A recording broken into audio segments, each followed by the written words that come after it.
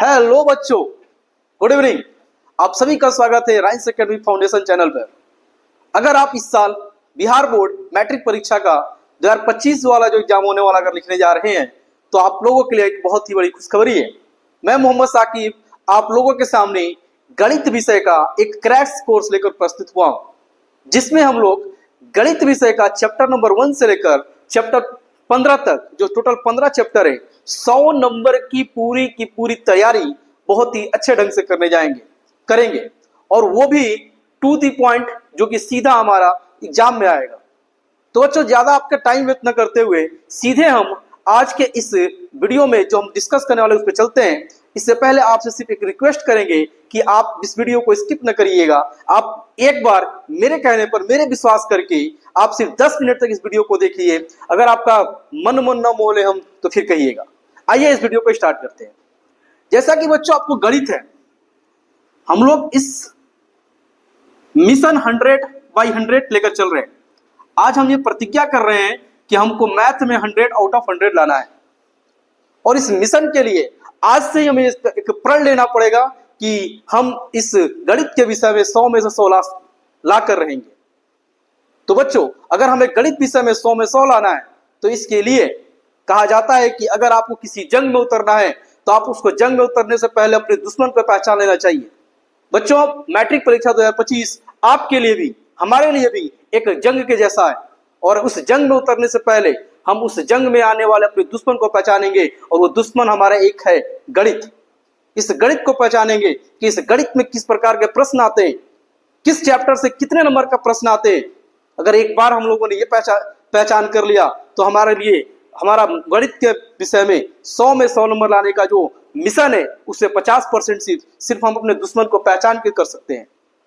तो आइए बच्चों, स्टार्ट करते हैं। सबसे पहला कि पता है आपको कि गणित के विषय में टोटल 100 नंबर का परीक्षा होता है। टोटल 100 नंबर का परीक्षा होता है, और इस 100 नंबर के परीक्षा को 2 भागों में बांटा गया है। एक तो होता है वस्तुनिष्ठ प्रश्न, जिसको कि हम लोग एमसीक्यू कहते हैं, और एक होता है गैर वस्तुनिष्ठ प्रश्न, जिसको कि हम लोग सब्जेक्टिव के नाम से जानते हैं।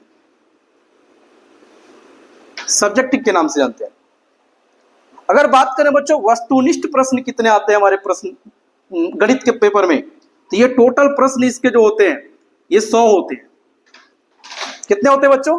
100 प्रश्न हमारे एमसीक्यू के पूछे जाते हैं, और इन 100 प्रश्नों में से हमें सिर्फ 50 का ही उत्तर देना होता है। कितना आसान है। 100 प्रश्न पूछे जाते हैं और उन 100 प्रश्नों में से सिर्फ 50 का ही हमें उत्तर देना होता है, और बाकी हमारे जो गैर वस्तुनिष्ठ प्रश्न है ये टोटल 38 पूछे जाते हैं, 38 पूछे जाते हैं। और इन 38 में से इसको भी 2 भागों में बांटा जा रहा है। इसमें से 30 प्रश्न अलग होते हैं और 8 प्रश्न अलग होते हैं।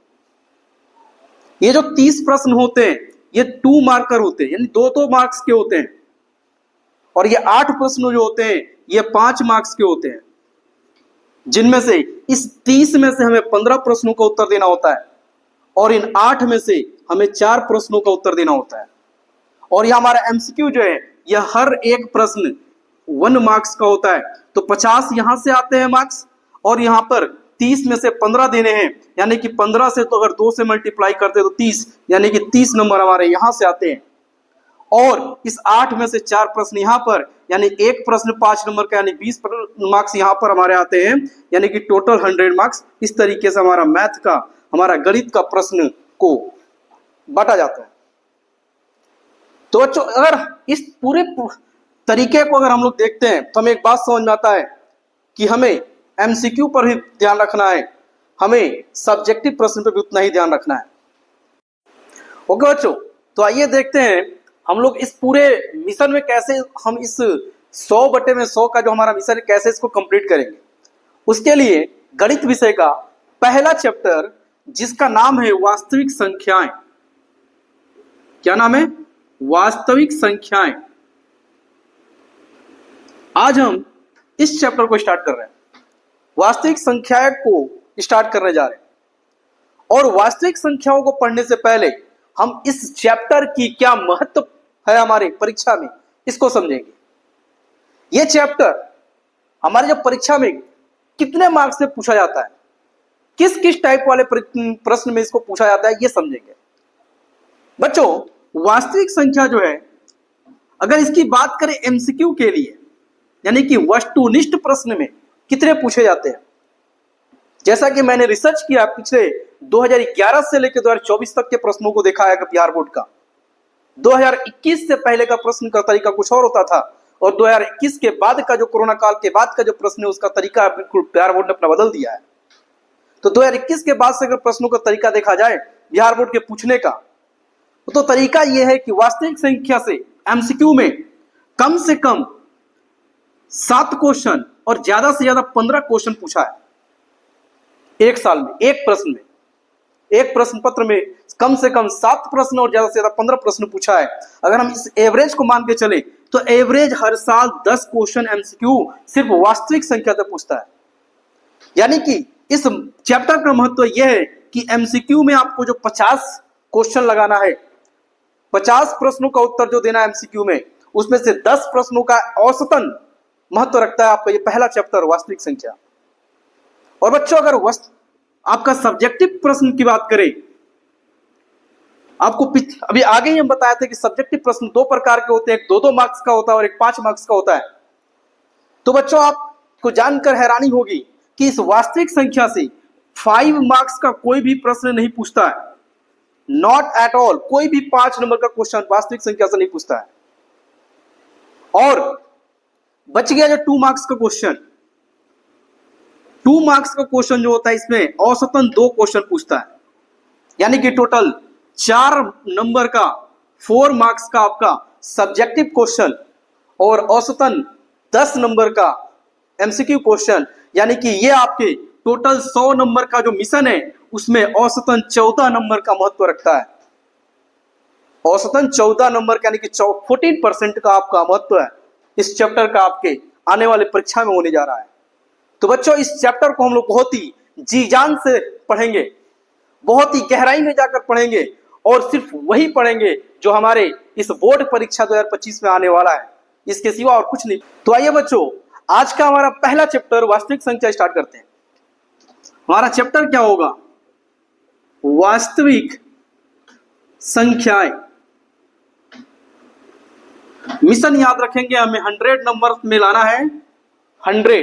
और इस चैप्टर का महत्व कितना है हमारे परीक्षा में? औसतन 14 नंबर का महत्व, यानी कि 14% का महत्व इस चैप्टर का हमारे परीक्षा में होने जा रहा है। अगर वास्तविक संख्या को स्टार्ट करें तो बच्चों, इस चैप्टर में जो महत्वपूर्ण चीजों है, जो कॉन्सेप्ट है, हमें उसको देखना है पहले। क्या सबसे महत्वपूर्ण चीज है? पहला चीज जो हमारा इसमें पढ़ना है वह है प्राकृतिक संख्या। क्या चीज है? प्राकृतिक संख्या। बच्चों, हम आपको बताते चलेंगे, कुछ टॉपिक ऐसा भी बताएंगे जो हमारे परीक्षा के रेलेवेंस तो नहीं है, लेकिन उसके बिना हमारे आगे के परीक्षा का कॉन्सेप्ट जो है, क्वेश्चन का जो कॉन्सेप्ट है, वो भी हमें समझ में नहीं आएगा। तो उसको समझने के लिए हमें पीछे का कुछ बेसिक टर्म को समझना जरूरी है, जिनमें से एक है प्राकृतिक संख्या। दूसरा हम समझेंगे पूर्ण संख्या, पूर्ण संख्या। फिर हम समझेंगे पूर्णांक, उसके बाद समझेंगे भाज्य संख्या, फिर हम समझेंगे अभाज्य संख्या,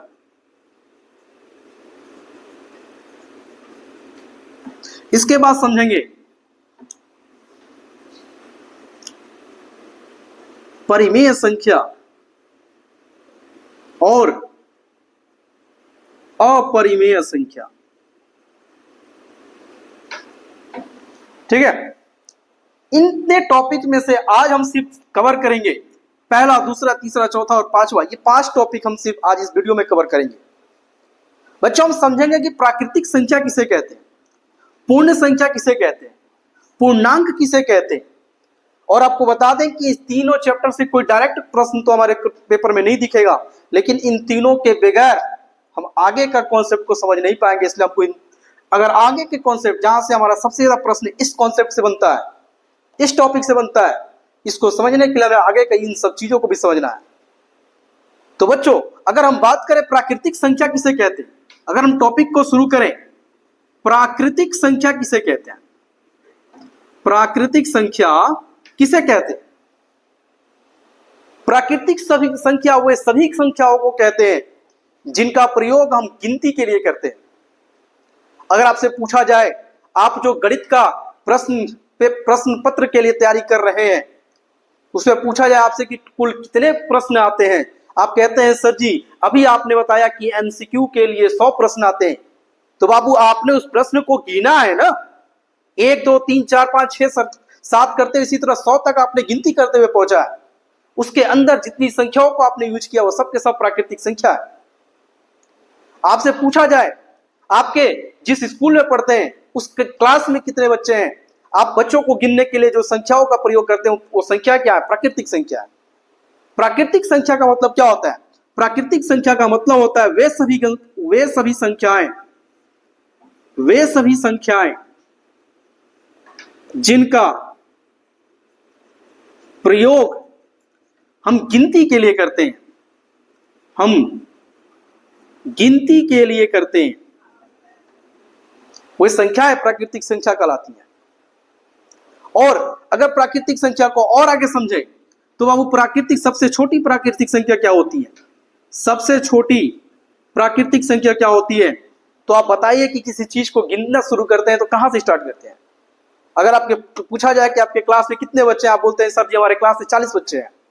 शुरुआत कहां से होता है? तो सर बोलते हैं कि 1 2 3, स्टार्ट कहां से? 1 से हुआ। यानी कि हमारा सबसे छोटा प्राकृतिक संख्या क्या हुआ? हमारा सबसे छोटा प्राकृतिक संख्या 1 है। अगर हमसे पूछा जाए कि सबसे बड़ी प्राकृतिक संख्या क्या है, तो कहेंगे सर जी सबसे बड़ी प्राकृतिक संख्या सर जी अनंत होता है, हम नहीं बता सकते हैं। अगर हम कहें कि 100 होता है प्राकृतिक सबसे बड़ी संख्या, तो कोई कहेगा कि नहीं 101 होता है। अगर आप कहोगे 1000 सबसे बड़ी प्राकृतिक संख्या होता है, दूसरा खड़ा होगा बोलेगा 1001 सबसे बड़ी प्राकृतिक संख्या होता है। अगर आप कहेंगे 1 करोड़ सबसे बड़ी प्राकृतिक संख्या होता है, कोई दूसरा बोलेगा कहेगा नहीं 1 करोड़ 1 सबसे बड़ी प्राकृतिक संख्या होता है। तो आप बता नहीं सकते कि सबसे बड़ी प्राकृतिक संख्या क्या है। हम ये बता सकते हैं कि सबसे छोटी प्राकृतिक संख्या हमारा 1 होता है, लेकिन सबसे बड़ी प्राकृतिक संख्या हमारा अनंत होता है। ठीक है बच्चों, और प्राकृतिक संख्या को प्रदर्शित कहीं दिखाया कैसे जाता है? इसे कैपिटल N से प्रदर्शित किया जाता है बच्चों। ठीक है, ये हमारा प्राकृतिक संख्या हो गया। प्राकृतिक संख्या कहते हैं किसे हम? वे सभी संख्याएं जिनका प्रयोग हम गिनती के लिए करते हैं प्राकृतिक संख्या कहलाती है। सर जी सबसे छोटा प्राकृतिक संख्या क्या है? सबसे छोटी प्राकृतिक संख्या बाजू हमारा 1 है। आप पूछेंगे सर जी सबसे बड़ी प्राकृतिक संख्या क्या है? बाबू इसका आंसर होगा हमारा अनंत होगा। और प्राकृतिक संख्या को प्रदर्शित किससे किया जाता है? कौन सा लेटर है, कौन सा अक्षर है जिसको लिखकर हम प्राकृतिक संख्या को दर्शाते हैं? तो उसके लिए हम कहेंगे कि N है। N वो संख्या है, N वो अक्षर है जिसके माध्यम से हम लोग प्राकृतिक संख्या को दर्शाते हैं। आइए बच्चों आगे देखते हैं पूर्ण संख्या किसे कहते हैं। पूर्ण संख्या किसे कहते हैं? बच्चों एक बार वीडियो में आगे बढ़ने से पहले हम एक चीज आपसे रिक्वेस्ट करना चाहेंगे। अगर अब तक के इस वीडियो को आपको पसंद आ रहा है तो प्लीज एक बार आप इस चैनल को सब्सक्राइब करें, वीडियो को लाइक करें और कमेंट करके बताएं कि आपको अब तक का वीडियो कैसा लग रहा है। एक बार वीडियो को पॉज करें और जरूर बताएं हमें। इससे हमें क्या होगा, बहुत प्रोत्साहन मिलेगा कि हाँ वीडियो आपको पसंद आ रहा है। ठीक बच्चों आइए आगे देखते हैं पूर्ण संख्या किसे कहते हैं। पूर्ण संख्या अभी हम लोगों ने क्या देखा? प्राकृतिक संख्या किसे कहते हैं? जितनी भी प्राकृतिक संख्याएं हैं, अगर उन प्राकृतिक संख्याओं में अगर हम 0 को भी सम्मिलित कर लें, अभी प्राकृतिक संख्या हम लोगों ने क्या देखा? सॉरी वहां पे हम आपको उदाहरण के माध्यम से नहीं दिखाते, अभी प्राकृतिक संख्या को उदाहरण दिखा देते हैं। उदाहरण के तौर पर प्राकृतिक संख्या 1 2 3 4 5 6 7 ऐसे ही ये इनफाइनाइट यानी कि अनंत तक चलते चला जाएगा। अगर इन्हीं प्राकृतिक संख्याओं के समूह में अगर हम 0 को भी सम्मिलित कर लें, 0 को भी साथ में ला दें, तो ये हमारा जो संख्याओं का ये जो समूह दिख रहा है, ये संख्याएं हमारा पूर्ण संख्या कहलाएंगी। ये क्या कहलाएंगी? पूर्ण संख्या कहलाएंगी। आगे प्रश्न यह उठता है सर कि सबसे छोटी पूर्ण संख्या किसे कहते हैं, या सबसे छोटी पूर्ण संख्या क्या होती है? तो हम कहेंगे सर हमें साफ दिख रहा है यहां पर कि जीरो हमारा, क्योंकि हमारा पूर्ण संख्या जीरो से स्टार्ट हो रहा है, तो सबसे छोटा पूर्ण संख्या, सबसे छोटी पूर्ण संख्या क्या होगा? जीरो होगा। और कोई बोल पूछ दे कि सबसे बड़ा पूर्ण संख्या क्या है सर, तो ये हम कहेंगे कि सर अनंत है। सबसे बड़ा पूर्ण संख्या क्या है? अनंत है। ठीक है। और पूर्ण संख्याओं को प्रदर्शित किससे किया जाता है? पूर्ण संख्याओं को प्रदर्शित किया जाता है कैपिटल W से। ठीक है। आगे बढ़ते हैं, पूर्ण संख्या के बाद देखते हैं क्या चीज, अगला कॉन्सेप्ट देखते हैं, पूर्णांक किसे कहते हैं। अगला कॉन्सेप्ट क्या देखते हैं? पूर्णांक किसे कहते हैं। जितने भी प्राकृतिक संख्याएं हैं, अच्छा ये प्राकृतिक संख्याओं को एक बार ध्यान से देखो, ये प्राकृतिक संख्या है, जीरो को जोड़ देते हैं तो ये पूर्ण संख्या है। तो यहां पर एक बात और समझ में आता है, इसको भी थोड़ा समझ लेते हैं। क्या समझ में आता है कि पॉइंट नंबर 1, सभी प्राकृतिक संख्याएं क्या होती हैं? पूर्ण संख्या होती हैं। ये बात याद रखिएगा, सभी प्राकृतिक संख्याएं क्या होती हैं? पूर्ण संख्या होती है। चाहे आप एक को देख लो, क्या एक हमारा प्राकृतिक संख्या है? हाँ सर बिल्कुल हमारा एक प्राकृतिक संख्या है। क्या एक पूर्ण संख्या है? हाँ सर, हमें इस समूह में दिख रहा है कि एक पूर्ण संख्या भी है। कोई पूछ दे सॉरी, क्या दो हमारा प्राकृतिक संख्या है? हम कहेंगे हाँ, दो का हम प्रयोग गिनती के लिए करते हैं, दो प्राकृतिक संख्या है। कोई पूछ दे क्या दो पूर्ण संख्या है? हम कहेंगे हाँ, दो हमारे इस पूर्ण संख्याओं के समूह में दिख रहा है, इसलिए दो हमारा क्या पूर्ण संख्या भी है। वही कह रहा है यहां पर कि सभी प्राकृतिक संख्या पूर्ण संख्या होती। लेकिन क्या सभी पूर्ण संख्या प्राकृतिक संख्या होती है? सभी पूर्ण संख्या प्राकृतिक संख्या नहीं होती है। सभी पूर्ण संख्या प्राकृतिक संख्या नहीं होती है, क्योंकि जीरो जो हमारा है ये एक पूर्ण संख्या तो है लेकिन प्राकृतिक संख्या नहीं है। ठीक है। तो ये दो तथ्यों को आप याद रखिएगा। इसका आते हैं पूर्णांक किसे कहते हैं। पूर्णांक को बच्चों समझने के लिए क्या करेंगे, एक नंबर लाइन खींचते हैं। अगर हम बीच में यहां पर क्या मान लें, इसको जीरो मान लें, और ये हमारा क्या हो जाएगा दायां साइड, और ये बायां साइड, जीरो के दाएं और जीरो के बाएं साइड। अगर जीरो के दाएं चलेंगे तो हमारा जितने भी संख्या आएंगे सब धनात्मक संख्याएं आती हैं। इसी तरीके से अनफाइनाइट तक, अनंत तक चले जाएंगे। और जीरो के अगर बाएं साइड आते हैं तो क्या होता है, सभी ऋणात्मक संख्याएं हमें दिखती हैं,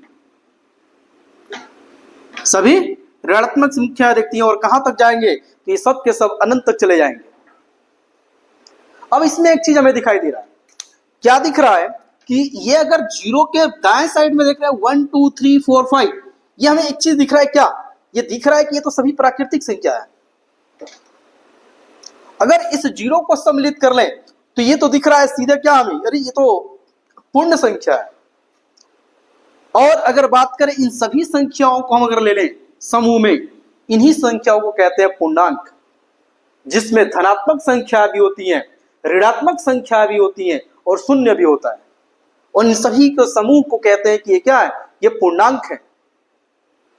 अब पूर्णांक जो होते हैं बच्चों, जो पूर्णांक होता है यहां देखते हैं, जो पूर्णांक होता है, ये पूर्णांक तीन तरीके से हम इसको कैटेगराइज कर सकते हैं, वर्गीकृत कर सकते हैं। कौन से तीन तरीके से कर सकते हैं? एक तो कह सकते हैं इसको धनात्मक पूर्ण संख्या, धनात्मक पूर्णांक। दूसरा हम कहेंगे ऋणात्मक पूर्णांक, और तीसरा कहेंगे तटस्थ, मतलब जो न तो ऋणात्मक है जो न तो धनात्मक है।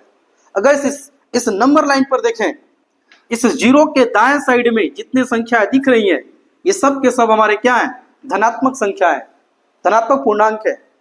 और धनात्मक पूर्णांक कौन है, प्राकृतिक संख्याएं ही हमारा धनात्मक पूर्णांक का काम कर रहा है। अगर ऋणात्मक पूर्णांक की बात करें तो जितने भी प्राकृतिक संख्या का निगेटिव है, यानी शून्य के, जीरो के जो बाएं साइड है, ये सब के सब क्या है, ऋणात्मक पूर्णांक है। और बच्चा आप याद रखिएगा, जीरो जो होता है ये तटस्थ होता है, न्यूट्रल होता है, न तो ये धनात्मक में आता है न तो ये ऋणात्मक में आता है। जीरो न तो धनात्मक संख्या पूर्णांक है न तो ऋणात्मक पूर्णांक है, आप इस बात को याद रखिएगा, ठीक है। तो ये हो गया हमारे पूर्णांक। अगर आपको इन सभी तथ्यों का, ये जो टॉपिक हम पढ़ रहे हैं, अगर इसका आपको नोट्स चाहिए तो आप नोट्स के लिए हमें व्हाट्सअप कर सकते हैं, हमारे एक नंबर 6200100850 पर। आपको इस पर हैंड रिटन नोट्स भी आपको प्रोवाइड किया जाएगा। अगर आप जिस किसी को भी अगर हैंड रिटन नोट्स चाहिए तो आप हमारे इस नंबर पे व्हाट्सअप करके आप हमसे नोट्स भी ले सकते। ओके बच्चों, आइए देखते हैं अगला टॉपिक, जो कि है भाज्य संख्याएं। भाज्य संख्याएं किसे कहते हैं? भाज्य संख्या उन संख्याओं को कहा जाता है जिनके कम से कम 3 भाजक होते हैं। कम से कम 3 भाजक होते हैं। जैसे मान लीजिए हम कहते 6, क्या लिख दिए 6।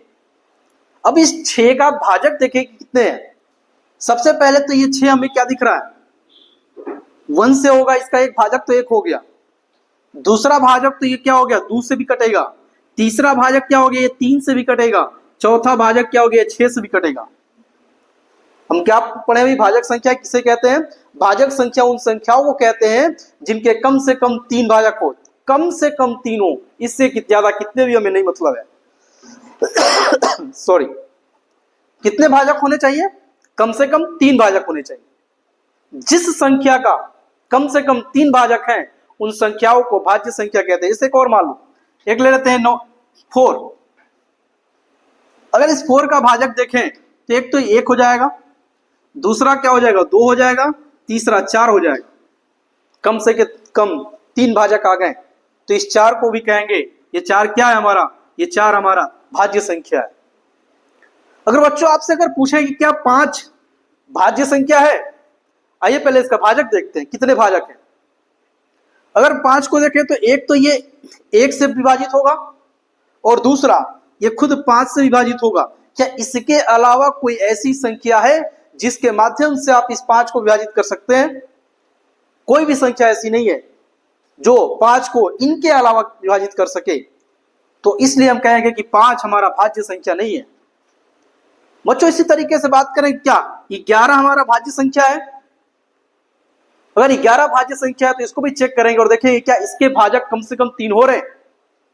अगर देखा जाए 11 का भाजक, एक तो ये 1 से कटेगा, विभाजित होगा, और दूसरा ये 11 से विभाजित होगा, और इन दोनों के अलावा ऐसा कोई भी संख्या में नहीं दिख रहा है जिसके माध्यम से ये 11 विभाजित हो सके। यानी कि इसके भी कम से कम 3 भाजक नहीं है, इसलिए इसको भी कहेंगे कि हमारा भाज्य संख्या नहीं है। आइए एक और देखते हैं, 15 को देखते हैं। क्या 15 हमारा भाज्य संख्या है? अगर 15 को देखें तो हमें दिख रहा है कि एक तो इसका भाजक 1 हो जाएगा, 1 हो जाएगा। दूसरा अगर इसको देखें तो ये 3 से कटेगा। तीसरा अगर देखें तो ये 5 से विभाजित होगा। चौथा अगर देखें तो ये खुद 15 से विभाजित होगा। यानी कि कम से कम इसके 4 भाजक दिख रहे हैं, तो हम कहेंगे कि हाँ 15 जो है हमारा ये भाज्य संख्या है। तो अभी समझ में आया कि भाज्य संख्या किसे कहते हैं? भाज्य संख्या उन संख्याओं को कहते हैं जिनके कम से कम 3 भाजक होते हैं। अगला हम लोग देखेंगे क्या चीज, अभाज्य संख्या। क्या देखेंगे? अभाज्य संख्या किसे कहते हैं? बच्चों यहां पे क्या देखा हम लोगों ने? हम यहां पे देखे 5 भाजक सिर्फ 2 थे। यहां पे हम लोगों ने देखा 11 भाजक सिर्फ 2 थे। तो बच्चों वैसी संख्याएं जिनके भाजक सिर्फ 2 होते हैं, ओनली 2, न तो इससे कम न तो इससे ज्यादा, सिर्फ 2 होने चाहिए। कितने होने चाहिए? 2। वैसी संख्याएं जिनका भाजक सिर्फ 2 होता है, एक तो 1 होगा और दूसरा वो संख्या खुद होगा, वैसी संख्याओं को अभाज्य संख्याएं कहा जाता है। जैसे एग्जांपल के तौर पे अगर आपके सामने हम 2 को लिख दें, अगर इस 2 का हम भाजक देखें कितने हैं, तो एक तो ये 1 से कटेगा, दूसरा ये 2 से कटेगा। इसके सिवा और कोई भी ऐसी संख्या नहीं है जिसके माध्यम से विभाजित हो सके। इसके सिर्फ 2 भाजक हैं, तो कहेंगे 2 जो हमारा है ये एक अभाज्य संख्या है।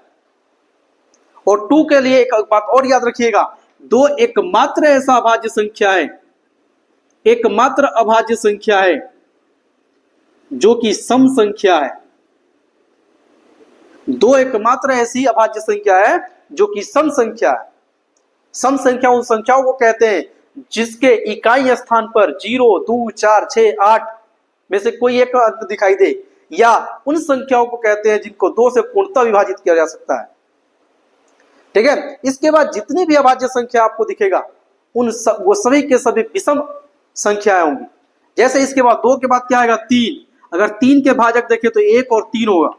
इसके बाद देखिएगा क्या आएगा 5, अगर देखें तो इसका 1 और 5 होगा। इसके बाद आएगा 7, 1 और 7 होगा। इसके बाद देखिए 11 तो 1 और 11 होगा। इसके बाद 13 तो 13 का 1 और 13 होगा। सभी की सभी ये जो संख्या दिख रही है ये सभी की सभी विषम संख्या है और अभाज्य संख्या है।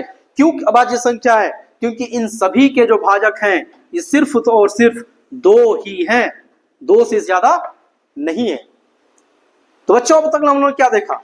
अभी तक हमने देखा प्राकृतिक संख्या किसे कहते हैं, पूर्ण संख्या किसे कहते हैं, पूर्णांक किसे कहते हैं, भाज्य संख्या किसे कहते हैं, अभाज्य संख्या किसे कहते हैं।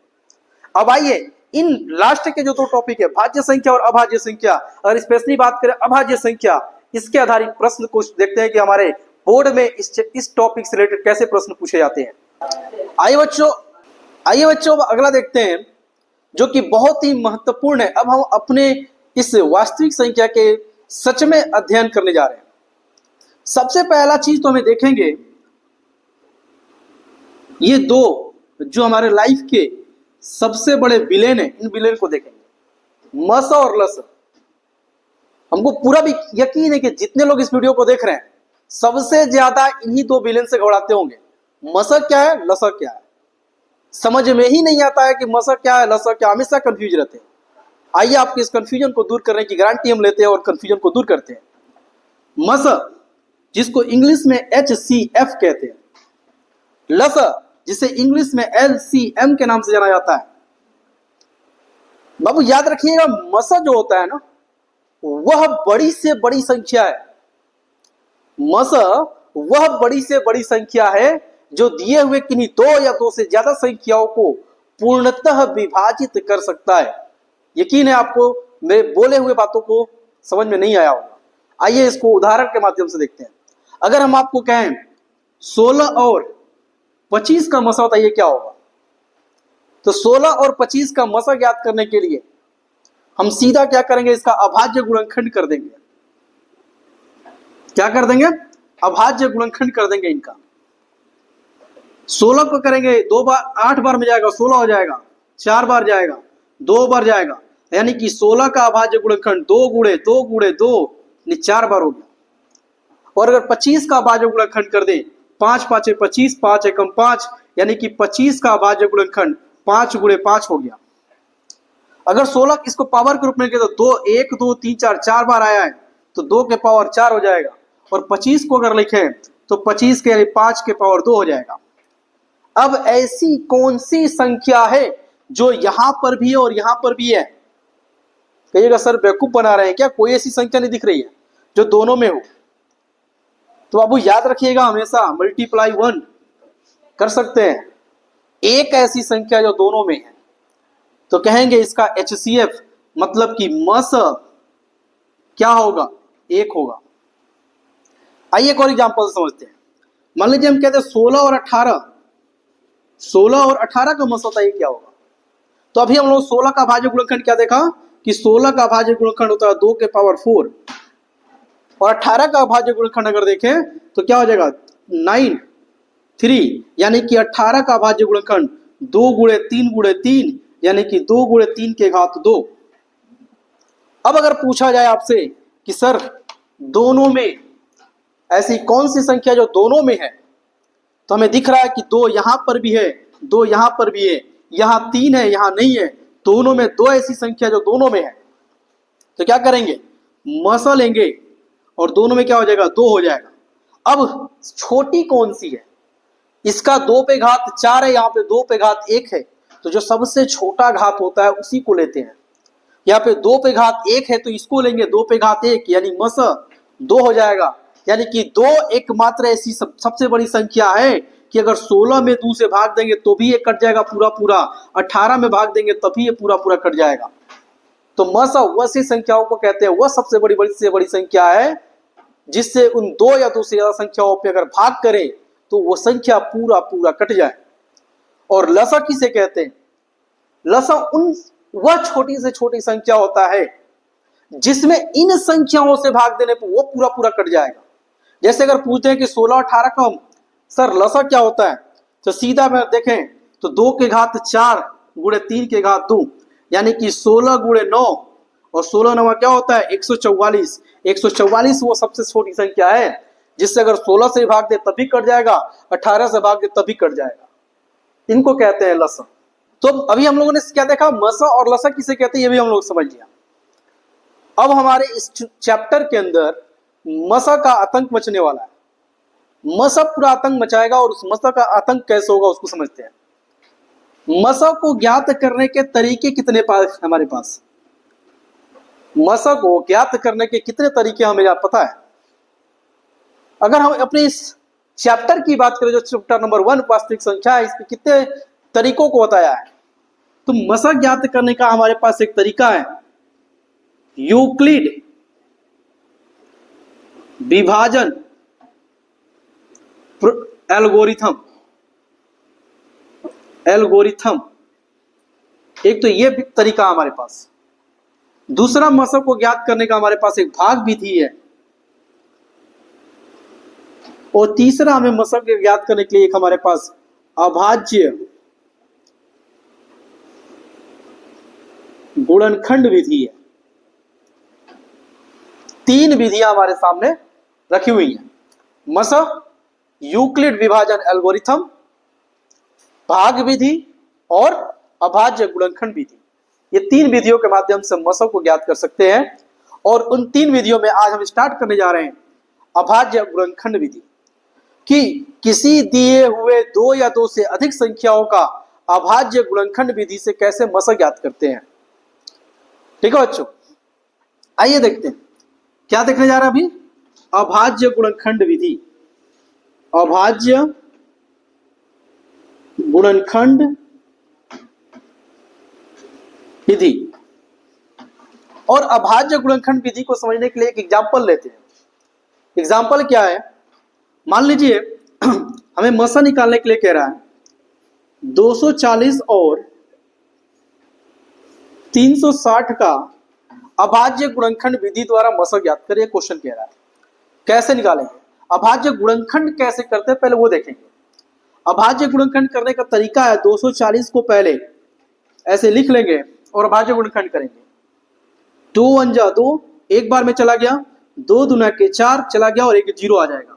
फिर 2 से करेंगे तो 2 छके 12 और एक 0, फिर 2 से करेंगे तो 2 तिहाई 6 एक 0, फिर 2 से करेंगे तो क्या 2 एक कम 2 1 बचेगा, 0 के साथ लग जाएगा 10 हो जाएगा, 2 5 10, 5 आ गया, 5 और 6 3 से कटेगा, 3 से कटाएंगे 3 5 15, 5 से कटाएंगे 5 1 5, यानी 240 का अभाज्य गुणनखंड कितने हो गए, तो हमारे पास 1 2 3 4, यानी 2 जो है 4 बार आया है, उसके बाद 3 आया है, उसके बाद 5 आया है, यानी कि 2 के पावर 4, 3 के पावर 1 और 5 के पावर 1।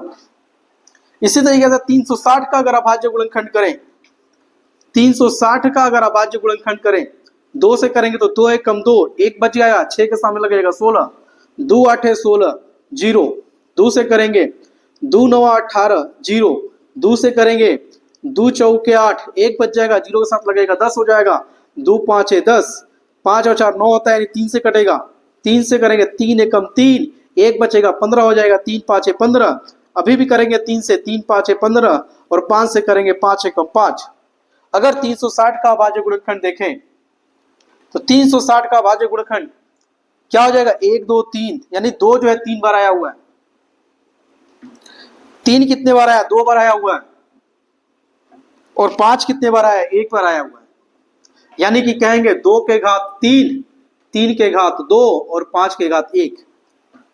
सबसे पहले तो बिहार बोर्ड का एक फेवरेट क्वेश्चन यहीं पे समझ लीजिए कि किसी संख्या का इस तरीके से अभाज्य गुणनखंड लिख के देता है और कहता है कि बताओ इसमें 4 का घात कितना होगा, सॉरी 2 का घात कितना होगा। पूछ देता है बताओ 3 का घात कितना है, पूछ देता है कि इससे बताओ इसके अभाज्य गुणनखंड में 5 का घात कितना होगा। आपके एमसीक्यू में एक ऐसा प्रश्न 100% आपको गारंटी के साथ कहते हैं देखने को मिलेगा कि किसी संख्या का अभाज्य गुणनखंड करने को कहेगा और से पूछेगा बताइए कि अभाज्य गुणनखंड में से जो अभाज्य संख्या है उसका घातांक कितना है। अगर इसमें से आपको पूछ दे कि 2 का बताइए घात कितना है तो बोलेंगे 4 है। अगर आपसे पूछ दे कि 240 में 3 का घातांक कितना है तो बोलेंगे 1 है। अगर आपसे बोले कि 240 से 5 का घातांक कितना है तो कहेंगे 1 है। उसी तरीके से अगर आपको बोल दे 360 में बताइए 2 का घातांक कितना होगा तो कहेंगे 3 है। अगर कह दे कि 360 में 3 का घातांक कितना है तो कहेंगे 2 है। और अगर कह दे कि 360 में 5 का घातांक कितना है तो कहेंगे 1 है। गारंटी से लिख लीजिए कि यह एक ऐसा प्रश्न आपको एमसीक्यू में 100% देखने को मिलेगा, ये मेरा गारंटी है आपको। अब आइए देखते हैं कि मसा इसका क्या होगा, जो कि हम मसा समझने जा रहे थे। तो मसा के लिए 240 360 लिखेंगे क्या चीज, लिखेंगे मसा 240 360 बराबर क्या। अब हमको देखना है कि यहां पर ये जो संख्या लिखा है और यहां पे जो संख्या लिखा है ऐसी कौन सी संख्या जो दोनों में आया। हमें दिख रहा है कि 2 दोनों में आया हम लिखेंगे 2। हम दिख रहा है 3 दोनों में है तो लिखेंगे 3। हमें दिख रहा है 5 दोनों में है तो लिखेंगे 5। अगला स्टेप होगा सबसे छोटा घात किसका है। यहाँ पे 2 का घात 4 है, यहाँ पे 2 का घात 3 है। छोटा कौन है, 2 का घात 3 है तो यहाँ पे लेंगे 2 पे घात 3 वाला को। हमें यहाँ दिख रहा है 3 पे घात 1 है, यहाँ पे भी 3 पे घात 2 है। दोनों में छोटा कौन है, 3 पे घात 1 छोटा है तो लेंगे 3 पे घात 1। हमें दिख रहा है 5 पे घात 1 है, 5 पे घात 1 है, दोनों पे घात बराबर है तो कोई भी लीजिए उससे कोई फर्क पड़ने वाला नहीं है। इसको सॉल्व करें तो 2 पे घात 3 यानी कि 8 होता है, 3 पे घात 1 यानी कि 3 और ये 5, ठीक है। 8 3 ये 24 हो जाएगा और ये 5 यानी कि टोटल 120 जो है 120 हमारा क्या कहलाएगा, मसा कहलाएगा। यानी कि 120 हमारा वो संख्या है जो इन दोनों को पूरा का पूरा विभाजित कर देगा। आप करके देखिए 120 से विभाजित करेंगे 2 बार में कटेगा, 120 से विभाजित करेंगे 3 बार में कटेगा, पूरा पूरा विभाजित कर दे रहा है। तो इस तरीके से अभाज्य गुणनखंड विधि के द्वारा हम लोग मसा ज्ञात करते हैं। आइए बच्चों, अभाज्य गुणनखंड के आधार पे ये कुछ प्रीवियस ईयर क्वेश्चंस है जिनको एक बार सॉल्व करने की कोशिश करते हैं। पहला प्रश्न क्या कह रहा है, यदि P और Q 2 अभाज्य संख्याएं हैं तो उनका मसा क्या होगा। कह रहा है P और Q 2 अभाज्य संख्याएं हैं। एक चीज यहां पर नोट करके याद कर लीजिएगा, जब भी 2 अभाज्य संख्याओं का मसा पूछेगा आंख को बंद करिएगा और कहिएगा 1 होता है। जब भी 2 अभाज्य संख्याओं का मसा पूछेगा आंख को बंद करना है और कहना है कि 1 होता है। और अगर कह दे कि 2 अभाज्य संख्याओं का लसा बताइए क्या होगा, कुछ भी नहीं करना है, उन्हीं दोनों अभाज्य संख्याओं को गुणा कर देना है। यानी कि P और Q अभाज्य संख्या तो P गुणे Q यानी कि PQ हमारा एक्स्ट्रा चीज लसा हो जाएगा। मसा पूछेगा 2 अभाज्य संख्याओं का, चाहे वो 2 क्रमागत अभाज्य संख्याएं हैं चाहे कोई भी 2 अभाज्य संख्याएं हैं, अगर उनका मसा पूछ रहा है हमेशा और हमेशा सिर्फ 1 ही होता है। और अगर उनका लसा पूछ दे तो उन अभाज्य संख्याओं का जो गुणनफल आऊंगा यानी गुणा करने पर जो आंसर आएगा वो हमारा क्या हो जाएगा, लसा हो जाएगा। तो आपको पता चल गया होगा यहाँ पर आंसर क्या है हमारा, 1 हमारा ऑप्शन नंबर ए सही है। इसी बेस पर दूसरा क्वेश्चन भी है। क्वेश्चन में कह रहा है कि यदि ए और बी अभाज्य संख्याएं हैं तो बताइए उनका मसा क्या होगा। बिल्कुल आपने आंसर मार दिया होगा कि आंसर ऑप्शन नंबर सी 1 होगा। अगर हम यहाँ पे थोड़ा सा बदल के कह दें कि बताइए इनका लसा क्या होगा, तो दोनों का क्या करेंगे, ए और बी का गुणनफल ए बी, ये लसा हो जाएगा। और जैसा कि आपको अभाज्य गुणनखंड जब करा रहे थे तो उससे बताया था कि उसमें किसी एक संख्या का घातांक पूछ देता, बताइए कि उसका घातांक क्या होगा। देखिए क्वेश्चन पूछा है आपसे, ये जितने प्रश्न आपके सामने लिखे हैं सब प्रीवियस क्वेश्चन है। कह रहा है कि 144 के अभाज्य गुणनखंड में 2 का घातांक क्या है। 144 के अभाज्य गुणनखंड में 2 का घात कितना होगा। आइए 144 का अभाज्य गुणनखंड करते हैं। 144 का अभाज्य गुणनखंड करते हैं। 2 से करेंगे 14 हो जाएगा और ये 2 2 4 हो जाएगा। 2 3 6, 1 बचेगा 12, 2 6 12। 2 से करेंगे 2 1 2, 1 बचेगा 16, 2 8 16। 2 से करेंगे 2 9 18। इसके आगे हमें करने की जरूरत नहीं है क्योंकि हमारा 2 नहीं आएगा, करके दिखा देते हैं फिर भी। 3 से करेंगे 9 और 3 से करेंगे 1, यानी 144 का जो अभाज्य गुणनखंड है 2 गुणे 2 गुणे 2 गुणे 2 और 3 गुणे 3, यानी कि 2 के घात 4 और 3 के घात 2। यहाँ पे किसका पूछ रहा है घातांक? 2 का घातांक बताइए। बताइए 2 का घात कितना है? 4 है। तो हमारा आंसर ऑप्शन नंबर सी 4 हो जाएगा। बच्चों आज के इस वीडियो में हम यहीं तक रखते हैं। आशा करते हैं कि आपको आज का ये वीडियो बहुत ही जबरदस्त लगा है। अगर एक बार वीडियो जबरदस्त लगा है तो प्लीज कमेंट सेक्शन में जाइए और बताइए कि आपको ये वीडियो कैसा लगा। और ये क्रैश कोर्स का लेक्चर नंबर 1 वास्तविक संख्या है। डेली शाम को 7 बजे आपको वीडियो मिलेगा। डेली शाम को 7 बजे चैनल पे आना नहीं भूलिएगा। और आपको अगर ये वीडियो पसंद आ रहा है, आपको हमारा मेहनत पसंद आ रहा है, तो प्लीज आप अपने दोस्तों के साथ इसको शेयर करिए ताकि वो भी 2025 की परीक्षा में, मैट्रिक परीक्षा में गणित विषय में 100 में 100 ला सके। इसी के साथ हम उम्मीद करते हैं कि आप हमारे इस नए चैनल को सब्सक्राइब कर दिए होंगे। वीडियो पसंद आया होगा तो लाइक कर लिए होंगे और कमेंट करके आप हमें बताएंगे कि वीडियो आपको कैसा लगा। तब तक के लिए मिलते हैं कल के वीडियो में। जय हिंद, जय भारत, शुभ रात्रि।